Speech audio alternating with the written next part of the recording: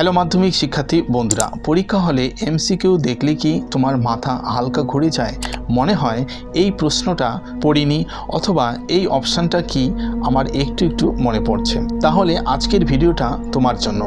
MCQ আসলে বুঝতে না পারার জন্য ভয় লাগে। ভিডিওটি শেষ পর্যন্ত দেখো, এমসিকিউ এর ভয় 100% দূর হয়ে যাবে। তাহলে চলো আমরা শুরু করছি।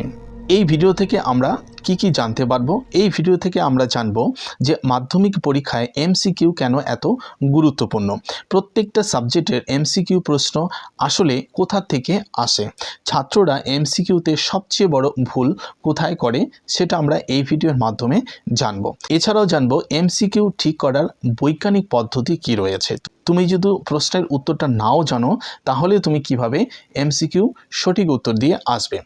এরপরে দেখব যে সঠিক উত্তর না জানা থাকলেও কিভাবে এমসিকিউ ঠিক করা যায়, যে কথাটি তোমাদের বললাম। এই বিষয়গুলি আমরা আজকের এই ভিডিও থেকে জানবো। বন্ধুরা, চ্যানেলে যদি নতুন হয়ে থাকো তাহলে অবশ্যই চ্যানেলটি সাবস্ক্রাইব করো এরকমই নতুন নতুন তথ্য পাওয়ার জন্য। এই 5টি বিষয় বুঝে গেলে এমসিকিউ আর কখনো এলোমেলো লাগবে না, অর্থাৎ ভুল হওয়ার সম্ভাবনা থাকবে না। এমসিকিউ এর আসল গুরুত্ব কি রয়েছে? পরীক্ষা হলে এমসিকিউ অর্থাৎ সঠিক উত্তরটি বেছে নাও, এই প্রশ্নগুলো কিন্তু অনেক নম্বর ক্যারি করে। তাই যে কোনো পরীক্ষায় এমসিকিউ কিন্তু অনেক বড় একটি শক্তি। এমসিকিউতে লিখতে হয় না, তোমরা সকলেই সেটা জানো। তাই কম পরিশ্রমে কিন্তু এখানে নম্বর তোলার একটা সহজ রাস্তা রয়েছে। তাই এমসিকিউ কিন্তু ভুল করলে চলবে না পরীক্ষা হলে। দেখো, প্রত্যেকটা সাবজেক্টের এমসিকিউ কোথা থেকে আসে সেটা আমরা আগে দেখে নিব। এই অংশটা খুবই গুরুত্বপূর্ণ, ভালো করে মনোযোগ দিয়ে শুনবে। প্রথমে আমরা দেখি যে জীবন বিজ্ঞান অর্থাৎ লাইফ সায়েন্সের এমসিকিউগুলো কোথা থেকে আসে। জীবন বিজ্ঞানের এমসিকিউ আসে বন্ধুরা বইয়ের লাইন থেকে। তোমাদের যে টেক্সট বইটা রয়েছে সেই টেক্সট বইয়ের লাইন থেকে কিন্তু এমসিকিউ প্রশ্নগুলো কিন্তু বরাবরই করা হয়।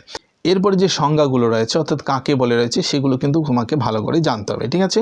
দেখো, বইয়ের লাইন অবশ্যই তোমাকে টেক্সট বইটা পড়তে হবে, সংজ্ঞাগুলো ভালো করে পড়তে হবে, কোনটির কি কাজ অবশ্যই এগুলো কিন্তু ভালো করে তোমাকে জানতে হবে তুমি যদি এমসিকিউ প্রত্যেকটাই সঠিক উত্তর দিতে চাও। অর্থাৎ বইয়ের ভিতরে যা স্পষ্টভাবে লেখা আছে সেখান থেকেই এমসিকিউ আসে, বাইরের থেকে কিন্তু আসে না। এটা কিন্তু খুবই একটি ইম্পর্টেন্ট কথা তোমাদের বললাম যে এমসিকিউ যদি তোমাকে সঠিক উত্তর করতে হয় তাহলে অবশ্যই বইয়ের লাইন ধরে ধরে তোমাকে পড়তে হবে, সংজ্ঞা পড়তে হবে। মুখস্থ করার কিন্তু ব্যাপার নেই যে বইয়ের প্রত্যেকটা লাইন তোমাকে মুখস্থ করতে হবে এমন কোনো কথা নেই। প্রত্যেকটা লাইন তোমাকে পড়ে একবার অথবা দুবার একটু স্মরণে রাখতে হবে। যেহেতু অপশান দেওয়া থাকে সেই অপশান দেখলেই কিন্তু তুমি বুঝতে পারবে যে এই প্রশ্নের উত্তর কিন্তু কোনটি রয়েছে। আমি একটা উদাহরণস্বরূপও তোমাদের বুঝিয়ে দিয়েছি, তোমরা ভিডিওটি ধৈর্য ধরে দেখো একটু, ঠিক আছে?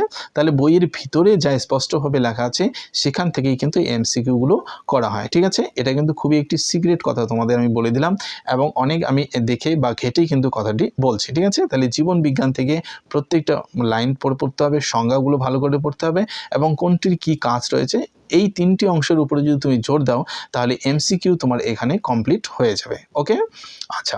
এরপরে দেখবো আমরা ভৌতবিজ্ঞান বা ফিজিক্যাল সায়েন্স থেকে কোথা থেকে প্রশ্নগুলো করা হয় এমসিকিউ। ভৌতবিজ্ঞান থেকে এমসিকিউ করা হয় সূত্র, যে সূত্রগুলো রয়েছে সেগুলো তোমাকে একটু ভালো করে পড়তে হবে, ধারণাগুলো পড়তে হবে, কারণ এবং ফলগুলো ভালো করে দেখতে হবে। এখানে কিন্তু কোনো মুখস্থ করতে হবে না, ঠিক আছে?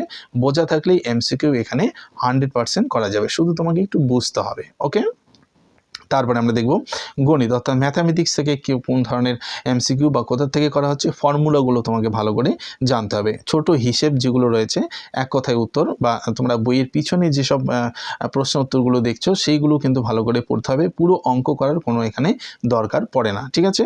অপশান দেখলেই উত্তর ধরা পড়ে যাবে। সুতরাং ফর্মুলা এবং ছোট ছোট যে হিসাবগুলো আছে সেগুলো যদি তুমি একটু খেয়াল করবে তাহলে কিন্তু ম্যাথ থেকে তুমি ভালো নম্বর পেয়ে যাবে। ইতিহাস থেকে কোথা থেকে বেশি প্রশ্ন হয় এমসিকিউ? সাল থেকে, ঠিক আছে? বিভিন্ন সালগুলো রয়েছে, যুদ্ধ রয়েছে, ঠিক আছে, চুক্তি রয়েছে ইত্যাদি সালগুলো ভালো করে মনে রাখবে। কোন ঘটনাগুলো ইতিহাসের ঘটনাগুলো ভালো করে একটু মনে রাখবে এবং ব্যক্তি যে সমস্ত মনীষীরা রয়েছেন বা যোদ্ধা রয়েছেন সেই সমস্ত ব্যক্তিদের সম্বন্ধে যদি জানতে পারো, অর্থাৎ সাল, ঘটনা এবং ব্যক্তি এই 3টি বিষয় যদি ভালো করে লক্ষ্য করো তাহলে কিন্তু এমসিকিউগুলো অনেকটাই হয়ে যাবে তোমার, ঠিক আছে? ইতিহাসে এমসিকিউ মানে তথ্য চেনার খেলা। এরপরে আমরা দেখব ভূগোলের কোন জায়গা থেকে এমসিকিউগুলো বেশিরভাগ করা হয়। এমসিকিউ করা হচ্ছে স্থান, নদী এবং পর্বত এবং মানচিত্র থেকে, ঠিক আছে। এই তিনটি বিষয় অবশ্যই ভালো করে জোর দেবে। বাংলা এবং ইংরেজি বিষয়ে কোন কোন জায়গা থেকে এমসিকিউগুলো খুব বেশি আসে? শব্দের অর্থ, ব্যাকরণ এবং পাঠ্যাংশ থেকে, ঠিক আছে। মানে বই পড়লে এমসিকিউ নিজে থেকে এখানে ঠিক হয়ে যাবে। ওকে বন্ধুরা, ছাত্ররা এমসিকিউতে কেন আটকে যাচ্ছে?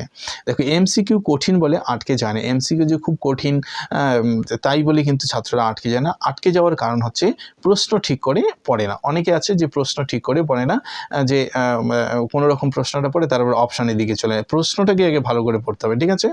তারপর হচ্ছে সব অপশান দেখে না, অপশানগুলো সব দেখে না। যে 4টা অপশান আছে, যে এই প্রশ্নটা পড়লাম, পড়ার পরে দেখা যাচ্ছে এই উত্তরটা হবে, একেবারেই অপশানে চলে যায়, ঠিক আছে। প্রশ্নটা ঠিক করে পড়তে হবে, তারপর অপশানগুলো ভালো করে দেখতে হবে।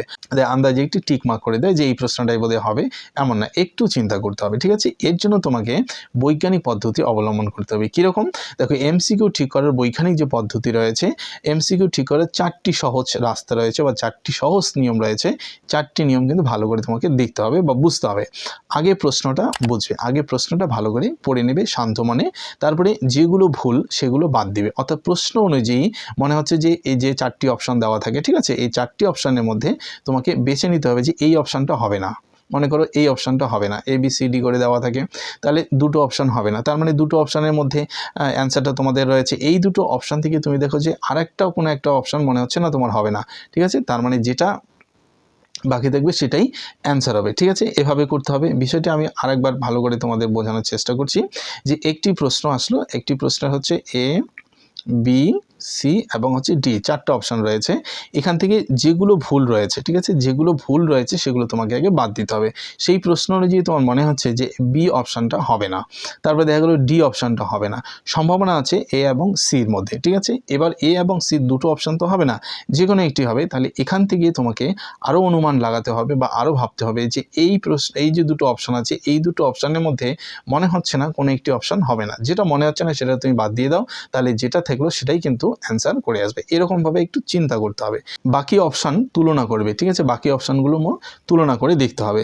আন্দাজনায় যুক্তি ব্যবহার করতে হবে, অর্থাৎ যেভাবে আমি তোমাদের দেখালাম সেইভাবে যদি তুমি করো, সেখানে কিন্তু তোমার সঠিক উত্তরটি বেরিয়ে আসবে। ওকে বন্ধুরা, তাহলে এই 4টি ধাপ কিন্তু তোমাকে ফলো করতে হবে এমসিকিউ সঠিক উত্তর দেওয়ার জন্য।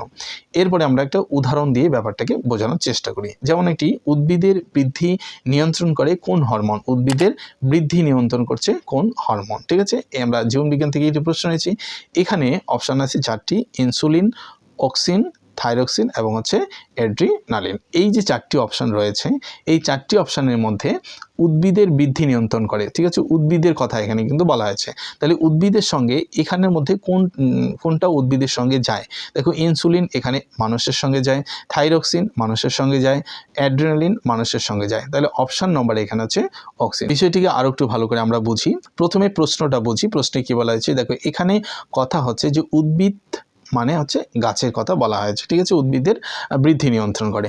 দেখো, এখানে যে 4টি অপশান ছিল সেটা হচ্ছে ইনসুলিন ছিল, সেটা ইনসুলিন হচ্ছে মানুষের ক্ষেত্রে যায়, থাইরক্সিন হচ্ছে মানুষের ক্ষেত্রে যায় এবং হচ্ছে অ্যাড্রিনালিন হচ্ছে মানুষের ক্ষেত্রে যায়, যেটা আমি তোমাদের শুরুতেই বললাম। এখানে বলা হচ্ছে উদ্ভিদের কথা, ঠিক আছে। এবার দেখো, গাছের সঙ্গে যুক্ত একটাই অপশান এখানে পাওয়া যায়, সেটা হচ্ছে অক্সিন। ওকে বন্ধুরা, এইভাবে কিন্তু তোমাকে অপশানগুলো সিলেক্ট করে তারপরে সঠিক উত্তরটাই নির্বাচন করতে হবে। ওকে বন্ধুরা, তাহলে পুরো উত্তর মুখস্থ না থাকলেও এমসিকিউ ঠিক করে আসা কিন্তু যাবে এইভাবে, ঠিক আছে। সবচেয়ে যেটা দরকারি কথা হচ্ছে, এমসিকিউ মানে সব কিছু জানা নয়। এমসিকিউ মানে তোমাকে সব কিছু জানতে হবে, এর কোনো মানে নেই। এমসিকিউ মানে কোনটা ভুল সেটা তোমাকে চিনতে হবে আগে। যে প্রশ্নটা দেওয়া আছে সেই প্রশ্ন অনুযায়ী 4টি অপশান আছে, সেই 4টি অপশানগুলো আগে তোমরা ভুলগুলো আগে বাদ দিয়ে দাও, ঠিক আছে। তারপরেই তোমরা সঠিক উত্তরটা দেখবে আপনা আপনি বেরিয়ে আসছে। ওকে বন্ধুরা, আশা করছি বন্ধুরা পুরো ব্যাপারটি বোঝাতে পারলাম। এরপরে যদি কারো কোনো প্রশ্ন থাকে অবশ্যই কমেন্ট বক্সে কমেন্ট করে জানাতে ভুলবে না। এরকমই পরীক্ষা সংক্রান্ত ক্লাসগুলো যদি তুমি প্রতিনিয়ত পেতে চাও, তাহলে অবশ্যই চ্যানেলটি সাবস্ক্রাইব করে বন্ধুদের মাঝে শেয়ার করে ভিডিওটাকে একটি লাইক করে দিও। চলো, দেখা হচ্ছে পরবর্তী ভিডিওতে।